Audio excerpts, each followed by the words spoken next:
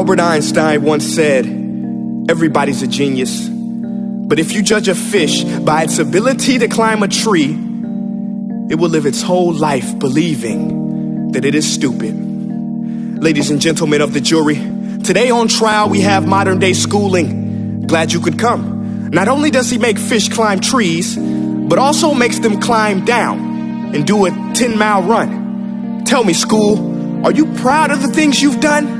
Turning millions of people into robots, do you find that fun? Do you realize how many kids relate to that fish?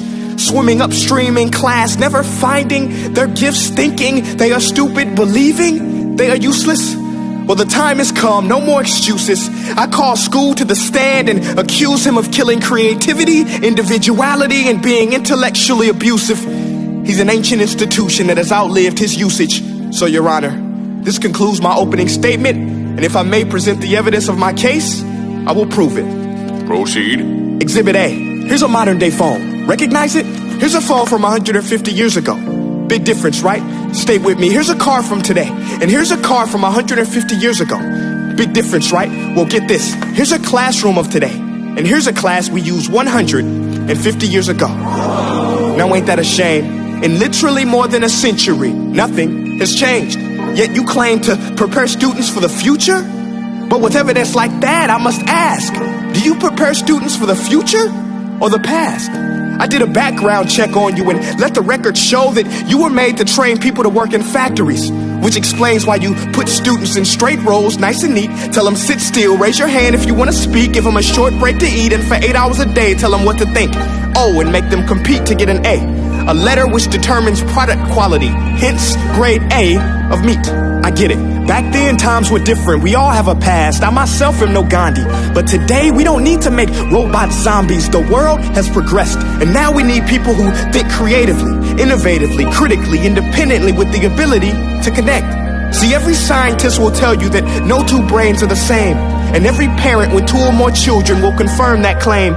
So please explain why you treat students like cookie cutter frames or snapback hats, giving them this one-size-fits-all crap. Watch your language. Sorry, Your Honor, but if a doctor prescribed the exact same medicine to all of his patients, the results will be tragic. So many people will get sick, yet when it comes to school, this is exactly what happens. This educational malpractice, where one teacher stands in front of 20 kids, each one having different strengths, different needs, different gifts, different dreams, and you teach the same thing the same way? That's horrific.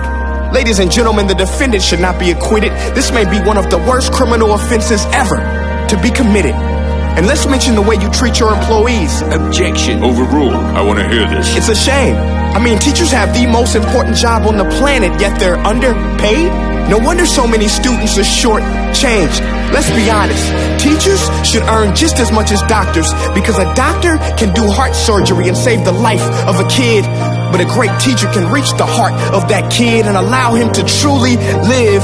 See, teachers are heroes that often get blamed, but they're not the problem. They work in a system without many options or rights.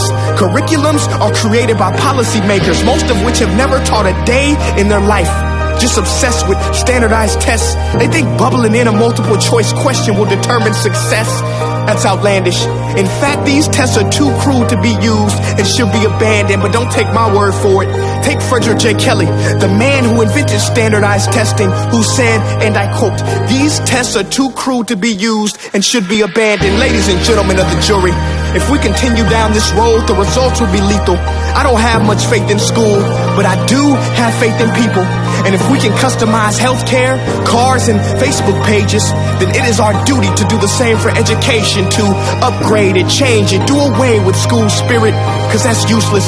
Unless we're working to bring the spirit out of each and every student, that should be our task.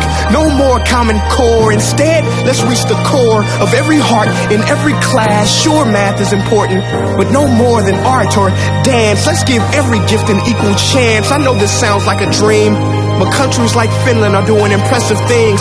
They have shorter school days.